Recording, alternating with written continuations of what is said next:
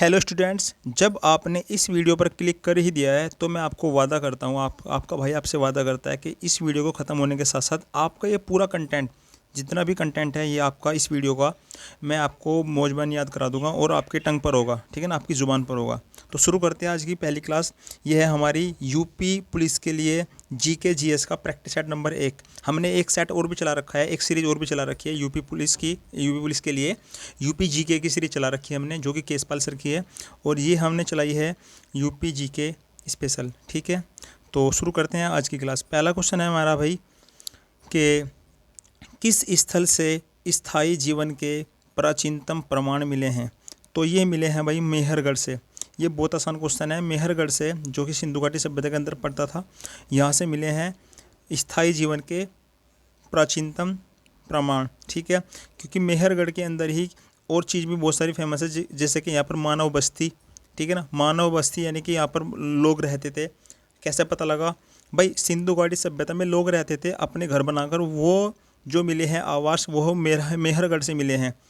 तो गढ़ से याद आ रहा होगा कहीं ना कहीं, देखो जैसे कि गढ़ का मतलब होता है कि एक गढ़ जहाँ पर लोग रहते हैं, ठीक है ना, कोई भी गढ़ कह सकते हो आप, तो उसमें ही लोग रहते हैं, ठीक है ना, थोड़ा ट्रिक से याद कर सकते हो। और ये जो मेहरगढ़ है भाई, ये है पाकिस्तान के बलूचिस्तान में पड़ता है, जो कि सोहन नदी के तट पर है। कहाँ पर है भाई? सोहन नदी के तट पर। ठीक है, तो जो मेहर है वो सोहन है। अच्छा, मेहरगढ़ एक नवपाषाण स्थल है, जो कि एक तो हमारा होता है पूरा पाषाण काल, एक होता है हमारा मध्य पाषाण काल, और तीसरा हमारा होता है नवपाषाण काल।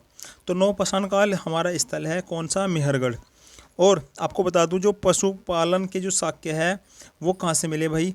वो मध्य प्रदेश के आदमगढ़ से मिले हैं और राजस्थान के बागौर से मिले हैं। देखो, पशु पालने के लिए आपको कहाँ जाना पड़ेगा? आदमगढ़, ठीक है ना।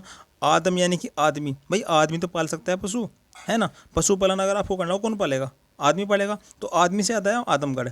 और कहाँ पर? मध्य प्रदेश। ठीक है, दूसरा पशुपालन कौन पाल सकता है? बागौर। भाई बागौर को याद रखें, बागों से। भाई पशुपालन जो होता है वो बागों में तो रखेंगे भाई, वहीं से तो लाओगे घास वास, और क्या लाओगे? तो बागौर से ही याद आ रहा होगा आपको, राजस्थान में। ठीक है, क्वेश्चन नंबर हमारा 3 है, इसके अंदर ही मतलब ये पॉइंट है कि गर्त आवास के प्रमाण कहाँ से मिले हैं? भाई गर्त आवास के जो प्रमाण मिले हैं वो 3 जगह से मिले हैं, बुर्ज होम, गुफ कराल और सराय खोला। ठीक है, याद रखें इसको, बुर्ज होम, गुफ कराल और सराय खोला। क्वेश्चन नंबर 2 है हमारा भाई, इसके अंदर जो सर ने जो वीडियो बनाई थी, सर ने जो वीडियो अपलोड कर रखी है यूट्यूब पर, वहाँ पर सर ने क्वेश्चन के साथ साथ ना इन्फॉर्मेशन बहुत ज़्यादा दे रखी है। मैंने उसको सभी को यहाँ पे इकट्ठा किया और मैं आपको आपके सामने रख रहा हूँ। और आपको अगर ये पीडीएफ फॉर्म में चाहिए तो पीडीएफ आपको टेलीग्राम चैनल पर मिलेगी, जिसका लिंक मैं आपको डिस्क्रिप्शन में दे दूँगा। ठीक है भाई, तो क्वेश्चन नंबर हमारा 2 है कि आर्यों की मुख्य प्रमुख सामाजिक इकाई क्या थी? ये थी भाई जन। हमारी क्या थी? जन। बस ये क्वेश्चन आपको याद ही करना है, ये रट्टा लगाना है इसका। अच्छा, तो आर्यों के लिए आपको थोड़ी सी बात बता देता हूँ कि ऋग्वैदिक काल के दौरान ऋग्वैदिक काल के दौरान इसका विस्तार 3 तरह से फैला गया है: भौगोलिक विस्तार, सामाजिक व्यवस्था, और एक और भी है, ठीक है ना, इसको बोलते हैं अर्थव्यवस्था। लेकिन फिलहाल हम 2 की बात करेंगे, भौगोलिक विस्तार और सामाजिक व्यवस्था। भाई भौगोलिक विस्तार में क्या है? जो धार्मिक नदी है ऋग्वैदिक काल के अंदर, उसको क्या माना गया? सरस्वती कहा गया है। ठीक है, यानी कि पवित्र नदी जो है वो सरस्वती है। ठीक है, और जो महत्वपूर्ण नदी है वो हमारी सिंधु नदी है, बल्कि गंगा का भी नाम है इसके अंदर, ठीक है, लेकिन उसका ज़्यादा फेमस नहीं है इसके अंदर। ठीक है, अच्छा क्वेश्चन नंबर इसी के अंदर और क्या है कि भाई सतलज नदी को क्या कहा गया है ऋग्वैदिक काल के दौरान? सतलज को कहा गया है सतुदरी, रावी को पुरुषनी। रावी तो नाम ही रवि है, तो रवि तो पुरुष ही होगा, जाहिर सी बात है, औरत तो नहीं हो सकती, तो पुरुषनी। चेनाब अस्किनी, व्यास विपाशा नाम में ही है, झेलम वितस्ता, ठीक है, और गोमती गोमल, काबुल कुंभा। झेलम झेल रहे हो, वितस्ता बीत रही है, ठीक है ना, तो जो झेल रहे हो उस पर बीत रही है। ठीक है, और सामाजिक व्यवस्था भाई क्या है इसकी? कि परिवार, इसका आर्यों का जो परिवार था ऋग्वैदिक काल के दौरान, ये पितृसत्तात्मक था, यानी कि यहाँ पर पिता की क्या थी, जैसे कि पिता प्रधान होता है, यानी कि जो घर में होता है उसकी पिता की चलती है घर में। तो जो सबसे छोटी इकाई है भाई वो कुल थी सभी कुल यानी कि बहुत सारे कुल यानी कि बहुत सारे परिवारों का कुल को हम क्या बोल सकते हैं भाई, कुल को हम परिवार भी बोल सकते हैं। तो बहुत सारे कुल को मिलाकर बनता था एक ग्राम, ठीक है। और बहुत सारे ग्राम को मिलाकर बनता था एक विष, और बहुत सारे विष को मिलाकर बनता था एक जन, ठीक है ना। और बहुत सारे जन को मिलाकर इसको बोलते थे पूरा राष्ट्र, ठीक है। अच्छा, सभा और समिति और विदत, तीन चीज़ें होती थी, सभा, समिति और विदत। जो सभा थी उसका कार्य था न्याय करना, और जो समिति थी उसका कार्य था सामान्य लोगों को जोड़ना या फिर उससे बात करना, सामान्य लोगों से। अच्छा, तो विदत था जो उसका कार्य था भाई धार्मिक व सैनिक कार्य था।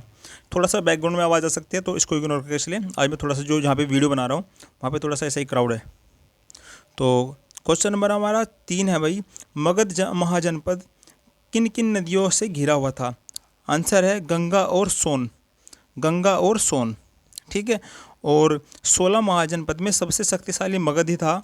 और जो बौद्ध ग्रंथ है अंगुत्तर निकाय, और जैन धर्म का जो जैन ग्रंथ है भगवती सूत्र, इन दोनों में इसके प्रमाण मिले हैं। किसके?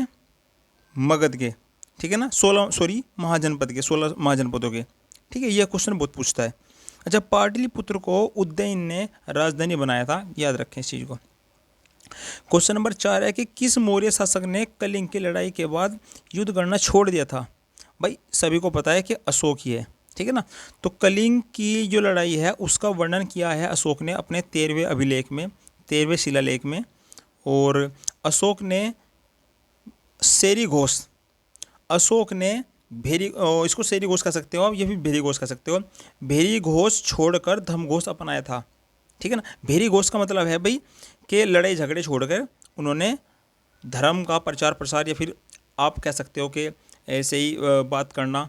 तो बस इसका मतलब यह है कि भेरी घोष छोड़कर धर्म घोष अपनाया था, क्योंकि इन्होंने लड़ाई झगड़े छोड़कर लोगों से बात करना पसंद किया, और धर्म के और अपने जो है अपने धर्म के से संबंधित जो है ना बात की लोगों से। और उनको जो है ना, जैसे कह सकते हैं ना कि अहिंसा छोड़कर आप चले सत्य की राह पर, तो ऐसा कह सकते हो आप। चंद्रगुप्त मौर्य मौर्य वंश के संस्थापक थे, और अंतिम दिनों में चंद्रगुप्त मौर्य ने जैन धर्म अपना लिया था।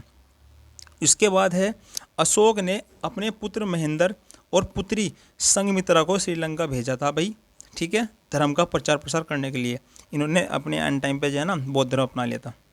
अच्छा, तो अशोक जो शासक था, वो अशोक जो है भाई शासक बनने से पहले वो किस जगह, कौन से प्रांत का गवर्नर था? ये आपसे क्वेश्चन पूछा जाता है, उज्जैनी का, ठीक है। क्वेश्चन नंबर ये पॉइंट नंबर 4 है। ये कौन सा पॉइंट है?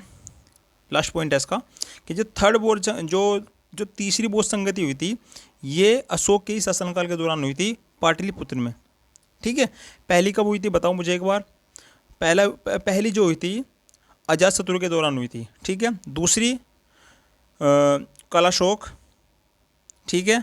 और तीसरी अशोक। और जो चौथी थी ये वासुमित्र, ठीक है।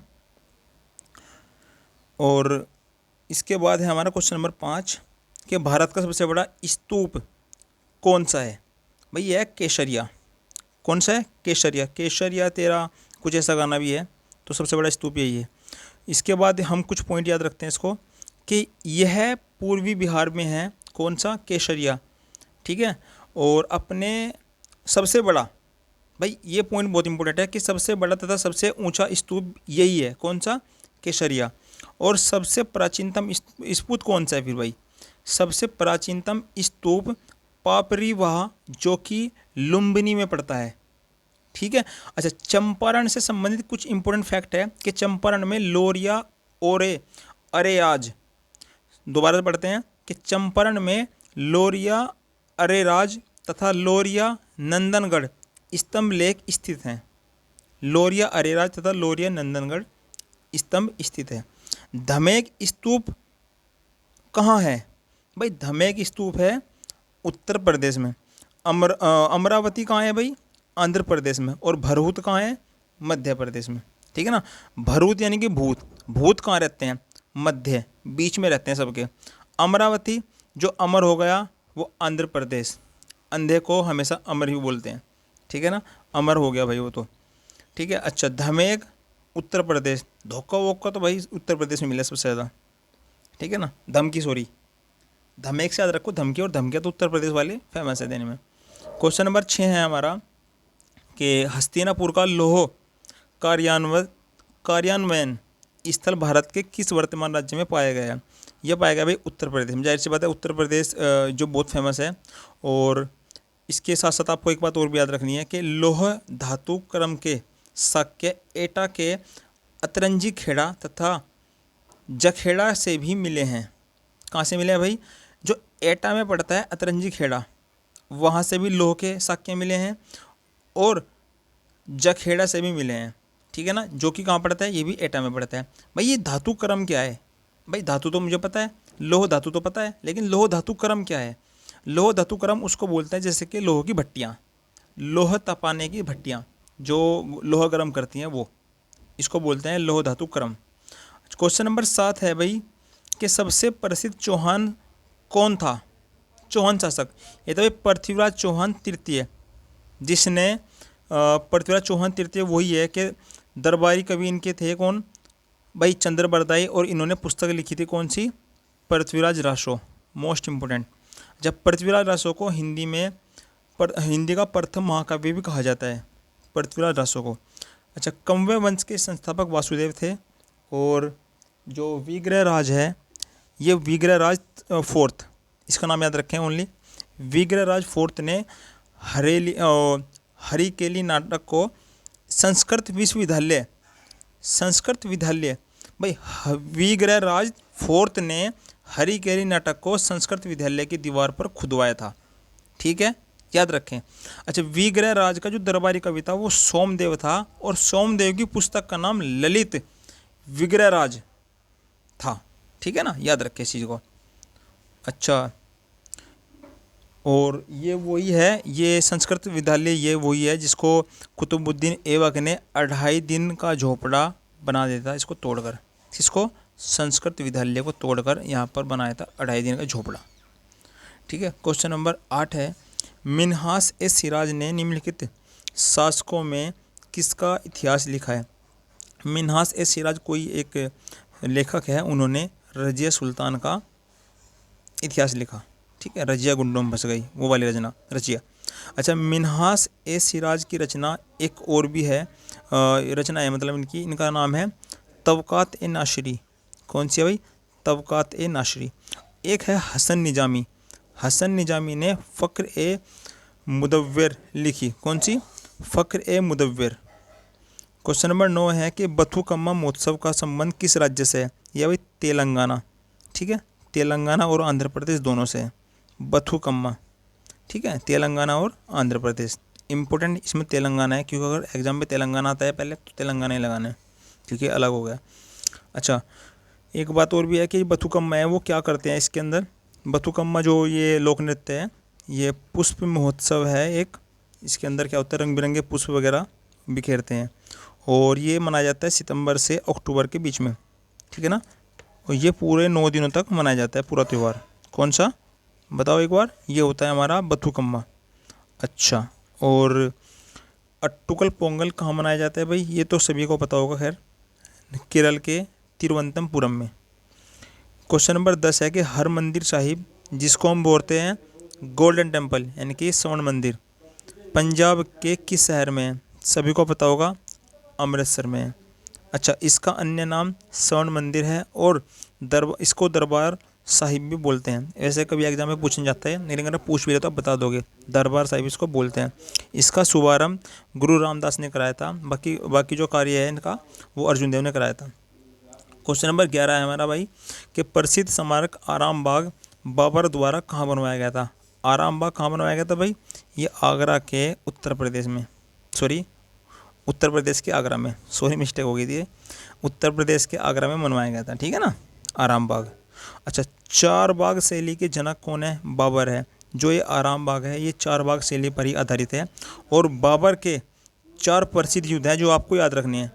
नंबर 1 पानीपत, नंबर 2 खानवा, नंबर 3 चंदेरी, और नंबर 4 घाघरा। जो पानीपत का युद्ध है वो इब्राहिम लोदी के खिलाफ हुआ था, जिसने बाबर के ही सारे युद्ध हैं, लेकिन इसको मैंने लिखा सिर्फ किस किस के खिलाफ, किस किस के साथ में ये हुए थे युद्ध।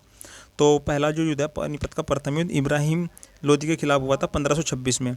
खानवा का युद्ध राणा सांगा के साथ 1527। चंदेरी का युद्ध मैदिनी राय 1528 और घाघरा का युद्ध अफगान के साथ जो कि 1529 में हुआ था। ठीक है। अच्छा, बाबर तथा जहांगीर ने अपनी आत्मकथा स्वयं लिखी। ये सिर्फ बाबर और जहांगीर ही एकमात्र ऐसे हैं जिन्होंने अपनी आत्मकथा स्वयं लिखी। किसने? बाबर और जहांगीर। तो बाबर की आत्मकथा का नाम क्या है भाई? बाबरनामा। और जहांगीर की आत्मकथा का नाम क्या है? तुजुक-ए-जहांगीरी। ठीक है। क्वेश्चन नंबर 12 है हमारा। आज की वीडियो थोड़ी लंबी हो जाएगी क्योंकि कंटेंट बहुत ज़्यादा है। अच्छा, C.P. इल्बर्ट किसके अधीन परिषद के विधि सदस्य थे? ये थे भाई लॉर्ड रिपन। अच्छा, नियमित जनगणना स्थानीय स्वशासन का जनक किसको कहा जाता है? बताओ एक बार।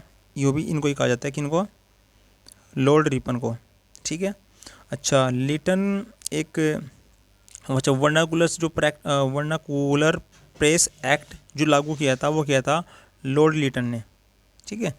क्वेश्चन नंबर 14 है भाई, बंगाल के दोहरे शासन व्यवस्था की नीति किस गवर्नर जनरल की दिमाग की उपज है? ठीक है, दिमाग की उपज है। तो बस आपको याद रखना है कि बंगाल के दोहरे शासन का संबंध किससे है? तो भाई ये संबंध है हमारा लॉर्ड क्लाइव। ठीक है, लॉर्ड क्लाइव। अच्छा, बक्सर का युद्ध कब हुआ था? 22 अक्टूबर 1764 में। अंग्रेज तथा एक तरफ थे अंग्रेज और एक तरफ था मीर कासिम सुजाउद्दौला और शाह आलम द्वितीय। इलाहाबाद की संधि कब हुई थी भाई? इसके एक साल ही बाद, 1765। क्वेश्चन नंबर 15 है हमारा कि भारतीय राष्ट्रीय कांग्रेस के गठन के समय भारत का वायसराय कौन था? ये था भाई लॉर्ड डफरिन। डफर था इसलिए ही राष्ट्रीय कांग्रेस का उद्घाटन कर दिया, मतलब गठन कर दिया। मान लो ऐसा है ना, हमें तो याद करना है कैसे भी करके। अच्छा, स्थापना किसने की इसकी? किसकी? कांग्रेस की। इसकी स्थापना की थी भाई A.O. ह्यूम में, जो कि है कहाँ के? स्कॉटलैंड के। A.O. ह्यूम 1885 में स्थापना की थी और ये इसके सचिव बनकर रहे 1906 तक। ठीक है। कौन? A.O. ह्यूम। और इसके बाद है कि प्रथम अधिवेशन कहाँ हुआ था? बम्बई में हुआ था। और बम्बई के भी कहाँ में? गोकुलदास तेजपाल संस्कृत विश्वविद्यालय में इसका पहला अधिवेशन हुआ था। प्रथम अध्यक्ष कौन थे? W.C. बनर्जी, यानी कि व्योमेश चंद्र बनर्जी। और पहली बैठक में 72 प्रतिनिधियों ने भाग लिया था। क्वेश्चन नंबर 16 है भाई, सत्ता के अंतिम हस्तांतरण पर चर्चा करने के लिए कैबिनेट मिशन कब भारत आया था? कैबिनेट मिशन कब भारत आया था? बस ये याद रखना है, 1946 में। ठीक है ना, ये आपको याद रखना है। ये कुछ पॉइंट इंपॉर्टेंट है हमारे, जैसे कि जो लॉर्ड पैथिक लॉरेंस था स्टार्टिंग में, ये कौन थे? ये भारतीय राज्य सचिव के अध्यक्ष थे। और जो स्टेफर्ड क्रिप्स थे ये BOT यानी कि बोर्ड ऑफ ट्रेड यानी कि व्यापार सचिव थे इसके। और AB अलेक्जेंडर जो है नौसेना के अध्यक्ष थे। ठीक है ना। और आपको एक बात और याद रखनी है कि 24 मार्च 1946 को संविधान सभा का गठन हुआ था। ठीक है भाई। भारत में अंग्रेजों द्वारा शुरू की गई राजस्व संग्रह की रेतवाड़ी व्यवस्था किस पर आधारित है? बस आपको याद रखना है कि रेतवाड़ी किससे संबंधित है और इसके बारे में आपको थोड़ी सी जानकारी दे देता हूँ। जो रेतवाड़ी है, ये रेत का मतलब ही होता है किसान। भाई रेत का मतलब होता है किसान। और रेतवाड़ी व्यवस्था में किसानों को पूरी भूस्वामी माना जाता था, यानी कि रेतवाड़ी व्यवस्था में किसानों को ही माना जाता है भू का स्वामी। भू यानी कि जमीन का स्वामी, कि भाई तुम ही जमीन के स्वामी हो।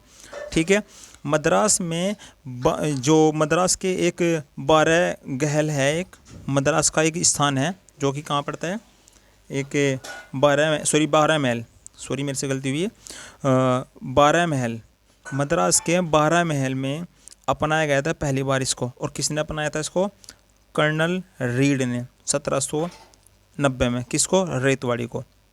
अच्छा, व्यवस्थित रूप से किसने इसको व्यवस्थित रूप किसने दिया था? भाई देखो, अपनाया था किसने रेतवाड़ी को? कर्नल रीड ने 1790 में।